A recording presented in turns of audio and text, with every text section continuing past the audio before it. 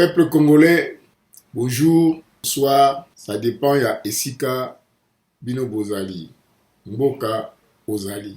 Peuple congolais, nazali dessus na population na biso, toyebi eloko nini tolingi te. Jusqu'à présent, peuple azako tâtonné, peuple azali kolanda neti ngulu, ayebi eloko nini azali koluka te. Peuple congolais alingi pasi, alingi bonheur te. Yango omoni bakonzi na biso tango bakomi na pouvoir, baza ko s'occuper d'abord ba poche na bango ke ba kipe population. Comment voulez-vous balaki koluka état de droit? Est-ce que congolais ayebi tina ya état de droit? Peuple congolais, Kamere na Félix babandaki na Genève. Genève esimbite. Félix akei, Kamere alandi ye na Nairobi, bake ko signer accord na bango oyo ba créer cash. Kamere azali conscient que ba créer ki cash na slogan ya peuple d'abord et état de droit. A défenda pe yango ye moko. Na moi ya lelo yo, peuple abosani ke to bengana ki Kabila pona moyibi. A détournement, la richesse personnelle, justice ezalité. Lelo yo, peuple, justice esali musala na yango, bakomi contre justice. INC ezali bien personnel ya Kamere to ezali mouvement politique. Na kati ezali na ba intellectuel boyo bakoki pe kosunga mboka na ndenge kokeli koleka Kamere. Oyo ezali kolokate bandeko, naza komituna. Est-ce que na niveau ya Kamere akoki ko précipiter vol na ndenge asali vol moko ya salite toloba nini? Obali mwasi ya ba musicien donc memi ngambo, memi ba makambo oyo donc oyebaki te toloba nini? Baloki ye, bakisi esakani na ye ou nini? Po c'est impossible okondima te ki Kamere 5 ans bala na 5 ans na pouvoir, na première année Kamere a agir na ndenge agir wana. Et bino bolingi bo soutenir ye.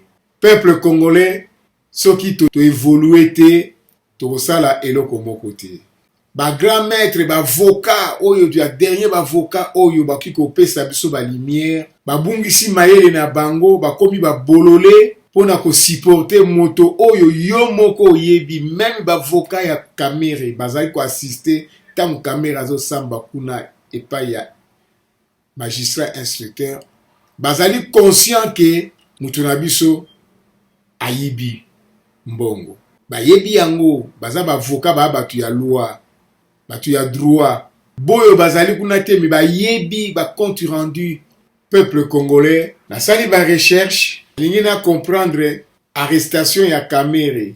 Ezali complicité ya Félix, to ezali coup ya Félix. Comment to komi na niveau ya arrestation ya Kamere? Ebandi ndenge nini pona lelo yo bakanga Kamere. Affaire Kamere ezali zamba ebombami sima ya nzete. Peuple congolais, le 8 avril 2020, date oyo ekoki kobunga biso susu na mitu na biso te. Date oyo etikali na ba annal ya justice congolaise. Directeur ya cabinet ya chef de l'État Vital Kamere ba convoqué ye na parquet général ya cour d'appel ya Kinshasa Matete, ba yoki ye ba l'heure ebele et souka nango ba placé ye na mandat d'arrêt provisoire. Peuple congolais, mutu akendeki na invitation eye kokoma sikoyo na mandat d'arrêt provisoire. On a bâti un mandat d'arrêt provisoire, donc c'est que ozali bazuyo na ba infraction moko lourde. Et Kamere akoti makala. Kamere détenir dans centre pénitentiaire et de rééducation de Kinshasa, prison centrale de Makala. Une poisse de la justice congolaise qui ne laisse personne de marbre en RDC. Preuve peut-être que vouloir c'est pouvoir. De Gonangai, reste à savoir d'où émane la puissance de la volonté de cette saga judiciaire qui suggère, analyse de voir la forêt cachée derrière l'arbre. Peuple congolais, na retour ya Félix Tshisekedi na Vital Kamerhe na Kinshasa na retour na bango ya Nairobi. Kamerhe a présenté biso Félix comme ticket gagnant. Ye moko na monoko na aza koloba ke ticket gagnant. Tshisekedi a fait son credo pour la lutte contre la corruption et l'impunité, ainsi que le respect de l'indépendance de la justice. Campagne mobimba ya Félix pe Kamerhe na pembeni na ye, pe Kamerhe apuyaki yango ke bakosala la lutte contre la corruption et l'impunité. Impunité na mboka na biso ekozala lisusu te. Et respect ya indépendance ya justice. Et biso nyonso tout peuple congolais tozalaki d'accord, toapuyaki yango. Yango cause oyo tolingaki lisusu Kabila te. Cause oyo toyinaki Kabila. Cause oyo ato ebele bakufi bakena se ya mabele. Lelo oyo bakangi Kamerhe, peuple congolais abosani nyonso tout alingi a défendre sikoyo l'impunité. Bandeko na ngai, nalingaki nayeba initiative ya enquête judiciaire ya programme ya 100 jours ebandaki ndenge nini. Po soki toyebi yango tokosoupçonner lisusu mutu te, donc justice asala musala na ye. Voilà, bandeko na ngai, faut toyeba eloko nini tolingi. Biloba loba eleki trop. Ba journaliste bakoma trop na Congo. Mutu nyonso tu alingi siko ateka vue po azwa mbongo. Congolais soki moko abandi likambo nyonso bakolandaka bizila wana comme bantaba moko alikatisi bango nyonso bakokatisa même voiture ezoya même train ezoya bakokatisa bakosilisa bango nyonso na koboma mpona nsima bamona ke danger ezali. Sujet ya lokuta ekoti trop. Peuple congolais, initiative ya enquête judiciaire sur le programme de 100 jours ebandaki ndenge nini. Le 8 janvier 2020, l'Observatoire de la dépense publique, ODEP, publie un rapport accablant sur le contrôle citoyen de l'exécution du budget de l'État de janvier à septembre 2020. Il affirme que le programme de 100 jours du président Félix Tshisekedi a été initié et géré en violation de plusieurs lois de la République, notamment la loi cadre régissant les finances publiques en RDC. Voilà batu babandaki liboso et pas makambo oyo initiative ya enquête judiciaire na programme à 100 jours et bandaki. Tozali na ODEP. ODEP ezali observatoire de la dépense publique. Ba dénoncer programme ya 100 jours. Ezali na violation ya plusieurs lois ya la République. Balingi ba mona clair. Basi ba mona ki baza ko yiba mbongo. En cause la réévaluation de coûts de 304 millions en 2 milliards de dollars. Peuple congolais. Réévaluation de coûts. Coût ezalaki na 304 millions et au comme on a 2 milliards de dollars d'engeni. La surfacturation, la prédominance des marchés de gré à gré. Oyo nyo surtout le 8 janvier 2020. ODEP Mutu abandé problème. Pour yango ezali observatoire de la dépense publique. Monique, programme ya président de la République il y a 100 jours. Moyibi ezali na kati. Programme ezalaki na 304 millions. Tiego comme na 2 milliards de dollars. Ndenge nini. Ba moni ba facture ya lokuta. Ba gonfler ba chiffre. Ba marché pesami de gré à gré. Na ba master na ba famille. Il a dit règlement ya ordre ya règle ya marché public te. Bo yo sikoyo parce que zali mutu ya UNC etali yote. Totika Kamerhe envoiement pour ba misusu ba envoiement ka ndenge wana. Peuple congolais tolingi nini. Peuple congolais et pas inaza ko regretter mingi batu oyo tokanisaki ke asali ba université bazana ba diplôme belé ya minene ba licencié ba docteur en droit banani tout ça mais peuple congolais kozwa diplôme kotanga mingi ezali sagesse te.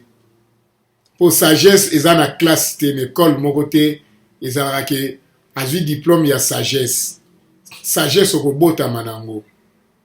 Ba chef coutumier ba oyo ya sikoyo.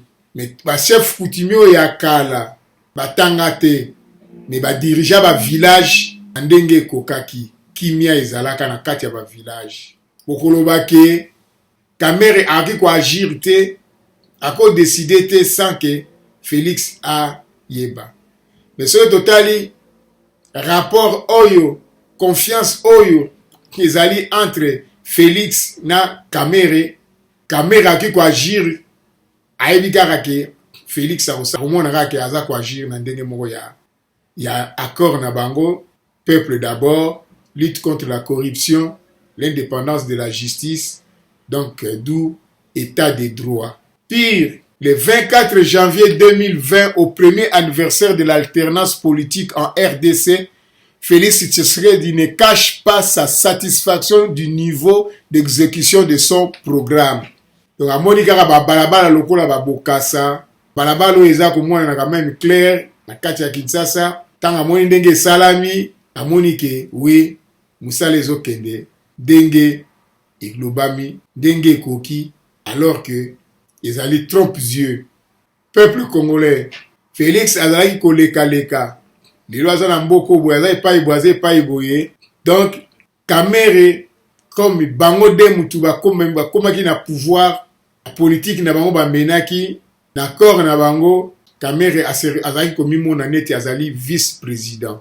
Problème ezali sikoyo kokota. À la 18e réunion du Conseil des ministres qu'il a présidé en cette date, examinant les différentes séquences de son action à la tête du pays, le chef de l'État a indiqué que la première phase allant du 24 janvier 2019 au 5 septembre 2019 était marquée par sa volonté d'impulser, sans tarder avec l'accompagnement du gouvernement sortant, les travaux d'infrastructure, routes, ponts, habitat, écoles, prévus pour le montant initial de 400 millions de dollars, ils ont été réalisés à ce jour à près de 85%. Ça, c'est Félix. D'après Moutunaye, à la confiance, il y a Kamere. Il y a ça pour voyager, pour que nous arranger ma cambo na extérieur, na ba pays étranger. Kamere Moutati, ali wana sikoyo. Aza pour suivre ce que ba travaux wana tant koya oh voilà musala siko avancé bien donc comme il a 85% ya musala déjà et c'est salamaki ata yo okondima la confiance au PCI okondima mais peuple congolais comme il a le 1er février directeur du cabinet de chef de l'État affirme que le programme de 100 jours a enregistré un taux de réalisation financière de 64% et des réalisations physiques de 70%. Dans le peuple congolais, le président de la République a lobby travaux il y a 100 jours et il a réalisé à 85%. Donc comme le 1er février, Kamere a lobby ninique, programme il y a 100 jours, il a réalisé un taux de réalisation financière de 64%, des réalisations physiques 70%. Qui dit vrai? Voilà et pas Makambo et ban ezo kende siko peuple congolais. Jusque là, et Odep Moutou abandaki Makambo. L'observatoire de la dépense publique a moni que non vol les alliés. Le président de la République a lobby azali satisfait na réalisation il y a 100 jours. Déjà réalisé na près de 85% et confirmé par Kamere, réalisation financière il y a 64%. Mais réalisation physique, il y a 70%. Bon, Siko, ce qui va convoquer Kamere pour approuver Sikoyo, réalisation financière, il y a 64%. Approuver Sikoyo, réalisation physique, il y a 70%. Bino, botelemi Siko na balabala. Bolobi ke acharnement. Quel acharnement? Awa Azali, directeur du cabinet. Awa Azali, coordinateur. Peuple congolais, Tokende. 2 jours après, le ministre des Finances, José Sele Yalangwili, déclare que la moyenne de tous les projets financés aujourd'hui, en termes d'exécution physique, c'est en deçà de 50%. Peuple congolais, si vous comprenez bien, vous bien. Le président de la République a lobby que le programme il y a 100 jours, montant initial était de près de 400 millions de dollars. montant nango initial. Il y en a que 400 millions de dollars. Et président lobby que travaux ezalaki réalisés jusque-là na 85%. Ça, président alobaki on a 18e réunion ya conseil des ministres. Alors que avant ODEP amonaki yango ke mais comment montant ezalaki na 304 millions bakomi tokomi na 10 milliards de dollars ndenge nini bule banyo ekoti wana. Donc ODEP mutu azali na origine ya enquête judiciaire na programme ya 100 jours. Ce n'est pas Félix Tshisekedi. Le 24 janvier, Félix, na premier anniversaire ya alternance, abombaki esengo na ete na travaux ya 100 jours. A commentaki yango, a inventaki yango que 100 jours ezali réussi. La 18e réunion ya conseil des ministres, a expliqué que travaux salami na 85%. Mais le 1er février, Kamere a lobby que programme il y a 100 jours, il a enregistré taux de réalisation financière ezali na 64% et taux de réalisation physique ezali na 70%. 2 jours après, ministre de la Finance a lobby que programme il y a 100 jours, moyenne de tous les projets financés aujourd'hui, en termes d'exécution physique, c'est en deçà de 50%. Kamera lobby, réalisation physique 70%. Ministre des Finances à lobby, réalisation physique, il y a 50%. Qui dit vrai? Voilà, peuple congolais, il paye problème, il y a Kamera, il bandaki. Peuple congolais, défaut ezali na biso ba congolais ezali tozali na habitude ya kotanga trop te, tozali na habitude ya ko réfléchir trop te pour comprendre que situation oyo ezali lelo euti wapi, pourquoi ezako exister, qui a raison, qui a tort, mais ce que yini mutu tout akosa les akaka mabe. Voilà défaillance ya biso ba congolais et surtout ba peuple nali dessus pour to bundaki pour na état de droit tozo mona siko ke état de droit et peut se bandi ko dessiner to landango calmement total soki to kendango loin to ezali maquette mais peuple congolais surtout UNC ba partisan nango ba décevoir ngai. Voilà. À la réunion du Conseil des ministres du 29 novembre 2019, Félix Tshisekedi avait recadré son ministre de Finances reproché de bloquer les autorisations de paiement nécessaires au bouclage dit programme. Sele Yalangwili aurait exigé préalablement un rapport financier de ces programmes d'urgence pour la période antérieure à l'investiture du gouvernement. Peuple congolais, awa et lobby nini. Félix Tshisekedi a lobby que ministre ya finance a bloqué mbongo. Il faut a débloquer mbongo pour na basilisa ba travaux. Ministre ya finance a dit bien sûr, nga na bloqué mbongo te, mais il faut passer un rapport financier qui a mbongo e basi bazwaki na ba période eleki. Ba prouver ngai siko ba mbongo bazwaki basalaki na yango nini. Jusque là, pour Nangai, et vive la situation tout ça dans moya lelo yo, ministre des Finances azalaki na raison. Mais président, comme Kamere azalaki pembe naye, nandimi siko bakol baki Kamere azali caméléon, et voilà approuvé penza ki caméléon naye. Mais a sali vol moko, pour wane ali vol, et a détournement te. A sali vol moko vraiment insensé. Pas digne d'un homme politique comme Yé, ou Ngaka Kuzala, président de la République dans le futur. A gâché vie na a gâché vie à batou et belé ou ba contaki na ye. Nazo senga kakana, autorité, il y a UNC, il est temps maintenant ba dégager Kamere, batia ina pembeni. À salir honneur na bango. Le compte rendu de la 13e réunion ordinaire du Conseil des ministres du 6 décembre 2019 indique que ce qui est des travaux de 100 jours, le chef de l'État a instruit le ministre des Finances de libérer la tranche de paiement due à l'OVD, Office de voirie et de drainage, tel que repris dans le programme fixé par le Premier ministre. Et ministre ya voirie yango, ya OVD, oyo président de la République, le 6 décembre alobaki apesa ye mbongo mpona asilisa mosala oyo ye aza kosala. Ndenge ezalaki na programme oyo yalaki fixe na Premier ministre. Mais ministre de la Finance azosenga nde liboso rapport financier ya programme d'urgence. Mais nani angaka sala rapport wana ya financier? Ezalaki Kamere. Kamere mutengaka sala rapport wana. Mais agobe bango nyonso surtout président de la République. Kamere a vivre na président de la République na mensonge. Et Félix a vivre na ye na confiance. Ndeko ya mobali aza koyebisa mobali ke mwasi na yo azali mabe.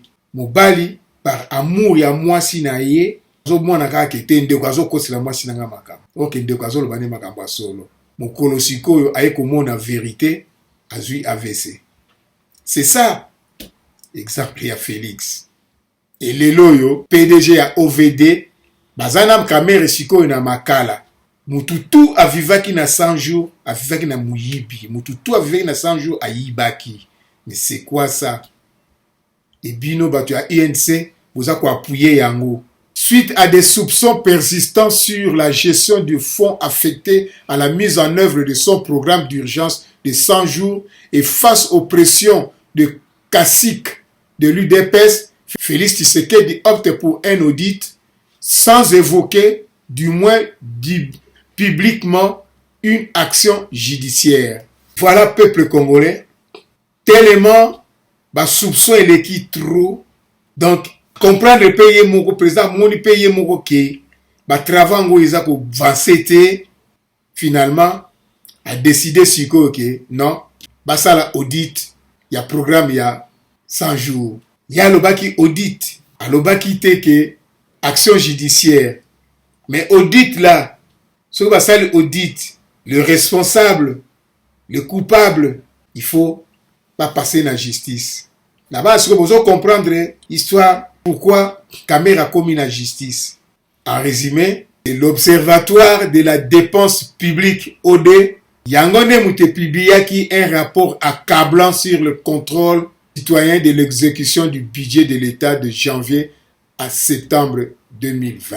À partir naye et soupçon sikoyo et bimi makasi contre programme ya 100 jours. S'agissant spécialement de la question des sauts de moutons, le président de la République a décidé de faire une descente dans tous les chantiers dès son retour d'Addis Abeba. Il a en outre décidé de l'envoi d'un audit sur l'utilisation des fonds débloqués pour la construction de cet ouvrage. Compte rendu du 20e réunion du Conseil des ministres le 7 février 2020.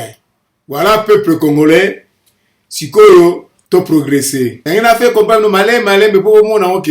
Akambo ya Kamere, ndenge ni komi na tribunal na parquet à Matete, ndenge ni a se retrouver dans Makala. Et c'était évident que Kamere a kota Makala. Poto bengana ki Kabila pona, toza na pays moko, ya justice, ya état de droit, l'impunité ezala coexister sous sa tamukete na mboka na biso. Et Kamere a sali biso nko. Alaksi biso ke atandenge nini mboka na biso ekobonga te. Na lobaka ngo Congolais devant l'argent ayebaka so eloko nini na kosala ta komi komona ye na ye. Et voilà, le 8 février 2020, sur injonction de son Excellence, Monsieur le Vice-Premier ministre, ministre de la Justice et garde des Sceaux, une instruction judiciaire est ouverte à notre office au fin d'investiguer sur l'exécution des travaux publics, construction des seaux de moutons, construction de logements sociaux et autres, inscrit dans le programme d'urgence de 100 jours. Dit dans une lettre rendue publique, Adler Kisula, procureur général et officier du ministère public près de la cour d'appel de Kinshasa, Matete. Voilà, peuple congolais, justice ezui. Maintenant, tolingi toyeba qui est innocent, qui est coupable. Faute ya nani? Est-ce que nani andimaka ki ayebaki ke un jour na kati ya alternance oyo Kamere, tout le directeur du cabinet po bakubatumi bakoyeba ngote, mais Kamere comme tel a ganga kike nazalaka président ya parlement boyebi fomboni alaki na parlement na yiba yango te na ke no yiba ka 15 millions de dollars awanganaka quelques jours awa toyoki ke azongisi 15 millions de dollars wana azwaki 15 millions de dollars epai wapi. À la réunion extraordinaire du Conseil des ministres du jeudi 20 février 2020, le ministre de la Justice informe avoir donné injonction au procureur général près du parquet de Kinshasa-Gombe et Kinshasa-Matete d'ouvrir une information judiciaire sur l'utilisation des fonds publics reçus pour l'exécution du programme de 100 jours. Voilà, peuple congolais. Ministre de la Justice, et ce n'est pas Félix Tshisekedi, et ministre de la Justice, le Conseil des ministres a signalé ba ministre nyo surtout que yende mutu a pesi sikoyo injonction na procureur général près du parquet de Kinshasa Matete ba ouvrir ba information judiciaire. Na kati ya réunion wana ba ministre ya UNC bazalaki na kati. Pourquoi bakoloba acharnement ya président Félix contre Kamere? Pourquoi? Et ba ministre wana ya UNC, pourquoi attaquer ministre de la justice te? Yem tapé ça qui injonction. Et de rappeler à cette occasion le credo du chef de l'État pour un véritable état de droit avec une justice qui doit aller jusqu'au bout des affaires dont elle est saisie, quels qu'en soient les auteurs. Voilà, peuple congolais. Jusque-là, Nabanza, vous comprendre ndenge nini situation problème ya Kamere moyibi ya Kamere komaki na justice ndenge nini. Soki na lobi na résumé yango jusque là ekozala nini? Suite ya rapport ya observatoire de la dépense publique ODEP a constaté que coût ya programme ezalaki ya 304 millions et comme na 2 milliards. A constaté que il y a des surfacturations, la prédominance de marché de gré à gré. Sali rapport accablant. Ministre de la Justice a cinq rapports financiers de ces programmes d'urgence pour la période antérieure à l'investiture du gouvernement. Et Simbité, comme Madame ministre de la Justice, a fait cette injonction, le procureur du parquet Yamatete, le procureur du parquet ya Gombe, va ouvrir les informations judiciaires. Le temps où surtout, Kamera yeba kiango ke bakokanga ngai. Ayebi ya kiango ayeba kiango ke il sera arrêté. Et ba avocat ya Kamere, comme baza batu ya droit, ba yeba kiango bien que Kamere bako arrêté. Et voilà, maintenant lelo azako se retrouver na makala faute ya nani? Faute na ye moko Kamere. Et voilà. Peuple congolais, oyebi balobaka que la nuit porte conseil. Donc, à moi lelo yo, Kamere amoni erreur nini ye asali, amoni ke seul responsable ya bi ya vina ye ezali se ye moko. Alingaki approuver nini, alingaki bamona ye nani, pressé ya nini azalaki na yango, et voilà, à Koti prison le 8 avril. Un certain mercredi. Asali même pas 15 jours na prison, bavoka na ye, bazo senga liberté provisoire. Peuple congolais, est-ce que biso na Congo, bavoka na biso, ba réfléchissaka penza très bien, ba conseillaka, ba client na bango très bien, ou bavoka na Congo, bazali pe pona ko soutirer kaka l'argent na ba client. Na monaki tango bakangaki mukebai. Bavoka ya mukebai, surtout oyo azalaka na Frank Diongo, alongwa epa ya Frank Diongo, avoka wana c'est un charlot.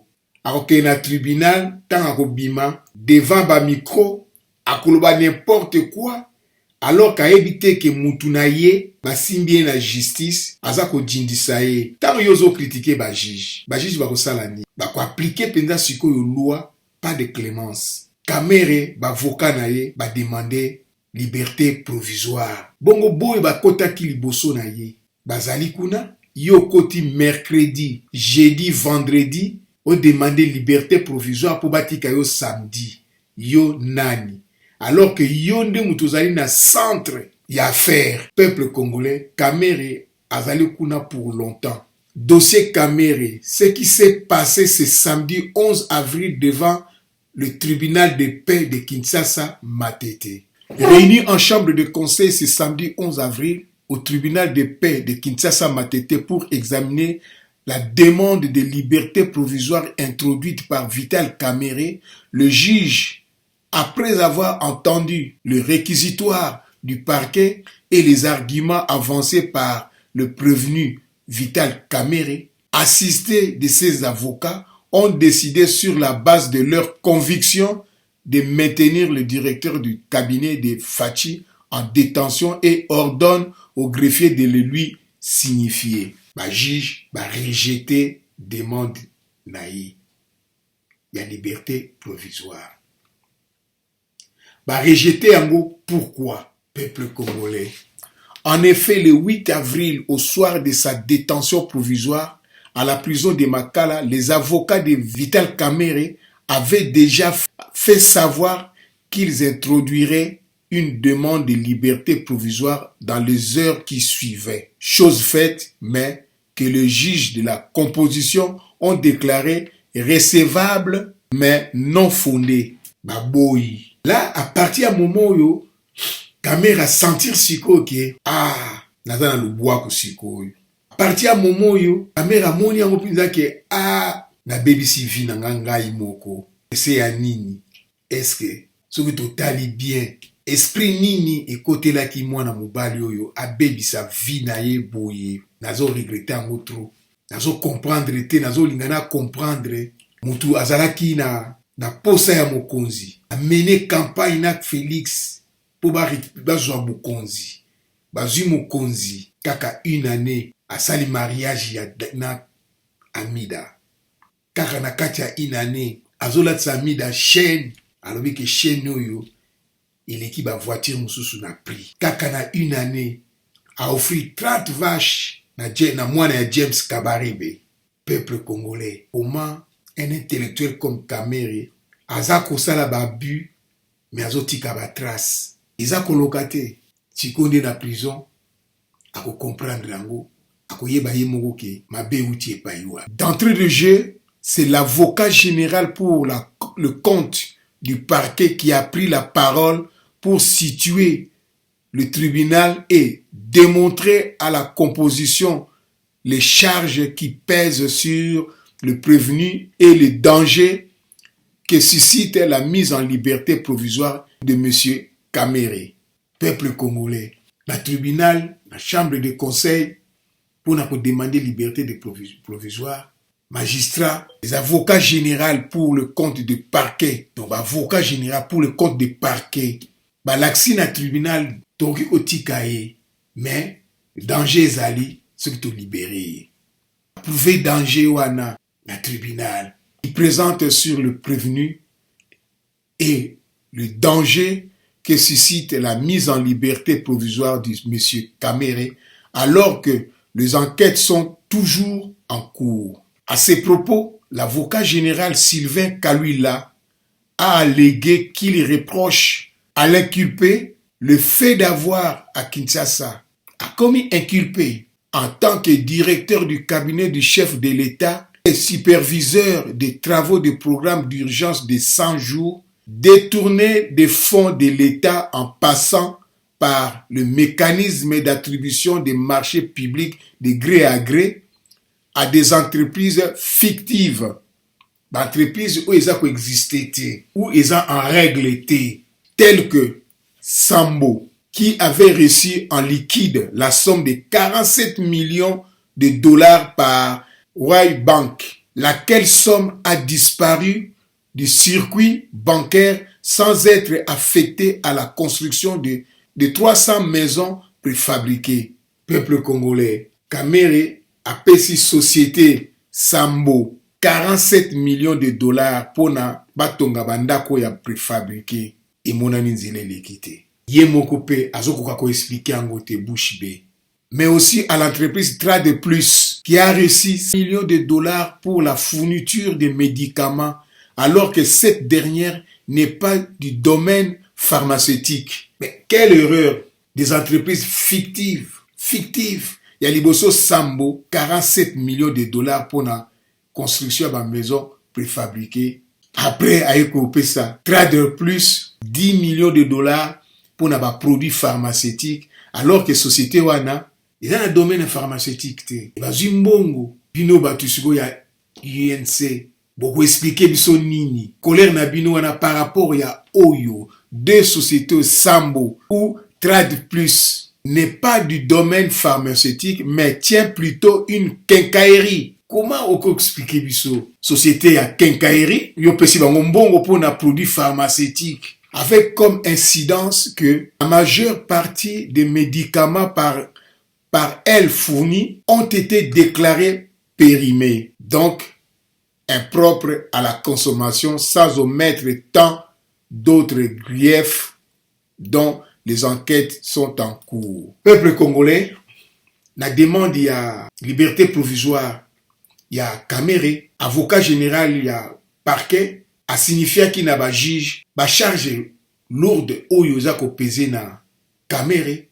Et puis, danger nini, ils ont coexisté ceux qui bâtissent la liberté provisoire. Après ces exemples, la mère a détourné mbongo na un moyen à marcher à gré, na ba société oyo fictive, la société à Lukuta, ils ont coexisté mais ceux qui ont coexisté, mais ils ont existé dans le domaine moussousou. Donc, ma connaissance na yé. Après ces exemples, il y a société locale, société Sambo, société on a besoin qui 47 millions de dollars. Banque ya Raobank bongo wane pa eki eyebanite société Sambo angaki a construit a maison préfabriquée a pesi 10 millions de dollars a pesi a una société Oyo Trade Plus société wana eza société moko na domaine ya pharmaceutique te mais pourtant eza société ya domaine ya quincaillerie ou bakisi ba fournir bakisi moko périmé impropre à la consommation na kaoyo akozwa liberté provisoire ndenge nini na kaoyo bino bato ya UNC nous sommes tous des Congolais point commun na biso nyonso yali Congo biso tout toko défendre Congo comment beaucoup défendre Kamere attaque un individu à commettre infraction et infraction ezali individuelle voilà peuple congolais biso moko toyebelo koni tolingité oyo ezali kaka quelques exemples avocat et parquet général a présenté Kinaba juge. Donc, il y a une enquête et ezalité. Puis nous avons jugé pourquoi Kamere donc est en prison et pourquoi ba popumelier liberté provisoire a profité à Yibi à travers ba marché à gré. Ba pesa na ndenge ya bango yemoko donc c'est-à-dire qu'il y a ba société qui ne pas la société, il y a un registre de commerce Tobi Misambongo. Sambo, donc il fallait à construire 300 maisons préfabriquées avec 47 millions de dollars. Trade Plus 10 millions de dollars pour nos produits pharmaceutiques alors que Trade Plus est allé dans le domaine de la quincaillerie. Mais ça, dans sa conclusion, l'avocat général affirme devant le juge qu'au regard de tout ce qui précède, étant donné que les enquêtes sont en cours et qu'il existe des indices sérieux de culpabilité, il sollicite du tribunal qu'il soit ordonné la mise en détention préventive de l'inculpé pour ne pas entraver le déroulement normal de l'instruction. Voilà, peuple congolais, vous comprendre déjà pourquoi Kamere Azako. Ezali bakangi na plaisir, mais Azali coupable. Même ceux qui présomption d'innocence Ezali, mais batutu ya droit ba yebi yango. Pour ceux qui s'en sortir na situation yo, état de droit kotimai. Pour kao yo na mutu mususu na batuloko la biso yo okobeta prison. Mais mukebai asali prison pourquoi? Dans kamuni na salaki, asali prison. Cour d'appel et bimissier. Mais la politique a gardé na prison et Kamere na ba inculpation oyo, accusation oyo comment va passer liberté provisoire yo mutokota ki le 8 na le 10 le 11 aux 8 pour liberté provisoire au bini okolobani no ke ça la fête bon total sur avocat na ba lobini. Pour sa part, Kamere nie en bloc toutes les accusations formulées contre lui en donnant sa version des faits selon laquelle tous les marchés publics qui existent entre la République et les tiers ont été hérités du gouvernement Tshibala. Donc, c'est-à-dire que Alingi Kolobana Alingolobake yaza innocent, ba marché wana ya azwaki, ya ba marché oyo Tshibala mutu s'engagea kinango. Ezali yete, ezali Tshibala. Donc c'est-à-dire Tshibala mutu azwaki société oyo Sambo. Alors, yali Tshibala mutu azwaki société oyo Trade Plus. Mais tant ya tangi siko Tshibala, gouvernement ya Tshibala, tribunal a besoin ya gouvernement ya Tshibala, d'où Tshibala mutu alaki responsable premier ministre. Bah convoquer, mais ça va convoquer Tshibala. À un moment donné, il faut Tshibala basa la confrontation, il y a na Kamere. Peuple congolais, na Congo to ana ba avocat penzate. Nous ana ba avocat pour affaire comme affaire consort. Yomoko, on ça la confrontation na 1000 personnes ko s'en sortir ndengeni, comme ko cité. Biloba loba. Mais tango ako salango, oyeba ki angote kezali danger et ko yela yo. Oyeba ki angote ke ko bebi silo vie. Au kanisa yaka ndenge ya beta ya Kabila, les impunis na tango ya Kabila qui ba osalo rien na directeur du cabinet ya président de la République mutakoe touchenga zate esprit no idéal ki ndenge wana. Et aucun contrat de gré à gré ne porte sa signature. Mais et porter signature na yo te ça ozalaki oyebaki yango no signé te plus tant au signé yango te ça sous infraction. Vous allez ba acte moko prémédité, bien réfléchi, mais en marché wana okokuta na yo na Tshibala. Il affirme en outre qu'il n'est pas de la responsabilité du DIRCAB, des chefs de l'État, de suivre l'affectation des fonds payés directement par la banque dans le compte de dites entreprises. Donc, la société wana ya gré à gré, net na sobre. La société Sambo, les 47 millions de dollars Oyo banque, ram banque, apesaki ye, ça, etali Kamere. Ya yebi angote, parce que banque mouta pesaki yango. Etali yete. Na Trader Plus, Bongo bazwaki, etali yete. Ya yebi angote, donc, banque retourne à banque. Pourquoi banque apesaki? Ce n'est pas à lui de suivre l'affectation des fonds payés directement par la banque dans les comptes de dites entreprises. Peuple congolais, oyo bazali bavocat, alors que banque déjà essaie bimisaki ba preuve que c'était Kamere. Dans oyo biloko soki yaki un bon avocat a sa Kamere que il faut surtout samba pour na to diminuer peine. Peut pas continuer à mentir la justice. Parce que tant azo cause la justice à cause de la cara na prison. Moi ba pese même liberté provisoire réalité à cause de la jusqu'à jugement ba condamné à vendre na prison libéla. Pour chambre de conseil ba senga rango 3 fois. Déjà, à na 2 occasions. La deuxième occasion, c'est que boyi, enquête et silité. Avec le coronavirus, enquête est ralenti. Pour dans 15 jours, bako senga susu liberté provisoire, bako boya yango. À côté na occasion ya moko. Et moko wana suki boyi yango et sili avant la prison ti ako passer na jugement. Mais na ndenge na modèle na moni bavocat ni baza ko défendre ye, on dirait baza ba débitant. Bazaba basali droit, bayebi yango bien que Kamere est coupable, bayebi yango bien que Kamere il a détourné des fonds destinés à programme de 100 jours. Bayebi yango, bazali conscient bavocat, mais bali basala semblant, bala kisaki, bazako défendre ye pour Kamere mona croire ba défendre mais non, bazako jindisa ye lisusu très bien. Pour monsieur Kamere, il y a toute une équipe qui était chargée de la supervision des travaux. Ezalaki yé mon côté. Ezalaki équipe Mobimba où il va superviser les travaux.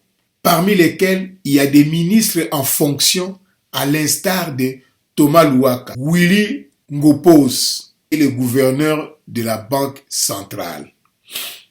Voilà. Comment va payer sa liberté provisoire? Tango yo tangi Thomas Louaka, tango tangi Willy Ngopos, tango tangi gouverneur ya banque. Mais il faut zila bango. pour ba confronter yo na bango. Mais ce qu'on dit ki yo moko ke bon ngai mutu na sali ba biloko na ngai ba ko juger yo moko. Mais tant yo zo tanga batu maintenant ozo pesa sikoyo occasion na justice pour pe makuna trop. Pour ba zo siko batu wana nyonso tout ba attendre batu wana nyonso tout ba confronter yo na batu wana nyonso tout amateur. Na kanisa ki caméra za vrai mayele ba ko benga donc faiseur de roi Guillaume Moutou a commissaire Kabila, président de la République, pour acquis directeur de la campagne à président de Kabila. Guillaume Moutou a commissaire Félix, président parce qu'il a acquis directeur de la campagne à Félix, mais alors que sagesse et zangiye. Alors que Sengo ya Mokili et Memiye na libulu. Obalaki mwasi ya vedette. Mais yozali homme politique, vous allez vedette il y a musique, vedette populaire, vedette, vous allez homme politique, mais on se comportait comme voyou. Maintenant, on la Thomas Louaka, on la Willy Ngopose, on la gouverneur et la banque, on la Chibala, on va confronter sur la bango. Peuple congolais, M. Kamere dit, pour M. Kamere, il y a toute une équipe qui était chargée de la supervision des travaux, parmi lesquels il y a des ministres en fonction, à l'instar de Thomas Louak, Willy Ngopose et le gouverneur de la Banque centrale, qui ne sont nullement inquiétés d'après lui. Donc, c'est-à-dire, pour naïe à mon lokolake, toi na bosambi si bango bien bozo kipe bango te, bongo ngai bo kanga pona nini. Bango pe balia kimbongo. C'est ça elo kaningoloba. C'est ça elo ko balinga loba. Il faut plus bo kanga bango. Bango pe balia kimbongo parce que il y a là qui toute une équipe. Toi là qui na ki ngai moko te, toi là qui est belé. Batuto lembongo wana. Yango azoko cité. S'agissant de la somme de 10 millions de dollars de médicaments, Vital Kamerhe cite Eteni Longondo, l'actuel ministre de la Santé, qui aurait passé la commande et réceptionné les produits. Il prend à témoin le conseil des ministres. Yété. Donc, à citer l'Issoussou, Eteni Longondo, ministre de la Santé, et à Kovanda kuna na prison. Il faut pas un ministre de la Santé. Il faut pas confronter un ministre de la Santé. Au sali belo makambo, sans que oyeba danger nango ezali nini. Sans que on se prépare que la tribunal bakeneka toujours dans le pourquoi. Kamere, ozwa qui persécuté. Mais pourquoi tu l'as fait? Pourquoi tu as détourné les fonds? Bah tout yo cité wana bien sûr. Bah ça va complice. Bah okangama. Olingi ko jinda yo mon côté. Cité siko ba complice na yo obo kaboli mbongo. Akozwa bango. Mais dans l'entretemps yo za na prison. Liberté provisoire okozwa te. Ona ndengo bani ko cité boso ba peso liberté provisoire orokima. Alors, il conclut sa défense en affirmant que les faits lui imputés ne sont pas répréhensibles et qu'il sollicite sa mise en liberté provisoire aux conditions qui lui seront fixées par le tribunal comme il l'avait déjà sollicité auprès du procureur général, tout en promettant de collaborer parfaitement et totalement avec la justice pour que la lumière soit faite. Au moins, le peuple congolais, il y a INC, Oyo, baza komona ke charnement na Kamere. Conclusion à Kamere lobinini. Conclusion à Kamere, il a kisi culpabilité na ye. La conclusion na ye. Makambo baza ko imputer ngai ezali ya solote ya lokuta baza ko solliciter liberté provisoire na ba condition oyo tribunal a kolinga ko pesa ngai na ko respecter yango.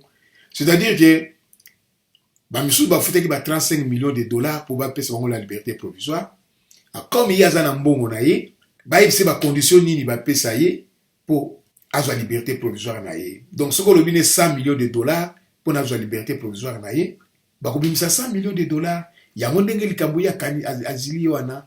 Et puis, il kanisa ki yangwana. Il va payer une caution, à ticket na liberté provisoire, et na boutou, à tcholinu na ye. Bah, quand il y a une caisse, il y a un petit peu, il y a Japon, abimaki na Japon. J'attends sur na programme na moutou na ye. Na moi, il y a l'élo, à sentir prison, à sentir danger, pour si on a sentir que non, na gâché vie.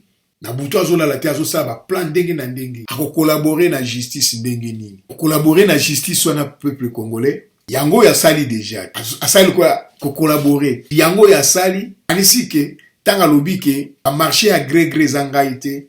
Ezali gouvernement ya Tshibala Mutazwa ki batwana gaina honoré kaka na réaliser marché oyo déjà existaki. Pour na travaux ya 100 programme ya 100 jours, albi azalaki ye moko te, azalaki toute une équipe. Atangi Thomas Louaka, atangi Willy Ngopose, atangi gouverneur ya banque. Pour na produit pharmaceutique, atangi ministre ya santé, il y a une collaboration la justice.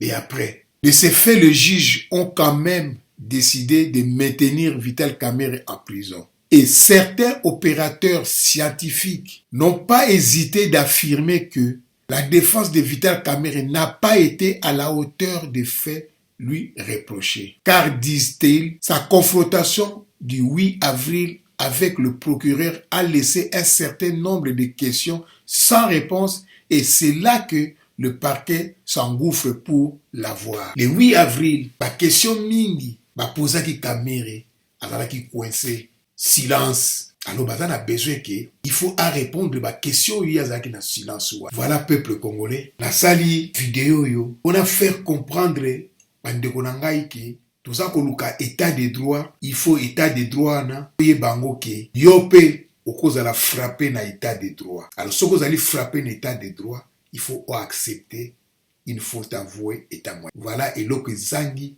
Kamerhe. Alingi asala ala kisaki azali directeur du cabinet, il y a président de la République, bali intouchable. Non, l'état y a impunité ici. Boya lango teki bongo batu mususu ba yiba bambongo mutu na mutu oya kozwama na l'air na ye ako samba na ndenge na ye na l'heure na ye. Chaque chose a son temps. Voilà bandeko na ngai nazo senga na peuple congolais tokufi trop likolo ya koluka état de droit. Tokufi trop likolo ya koluka indépendance ya justice.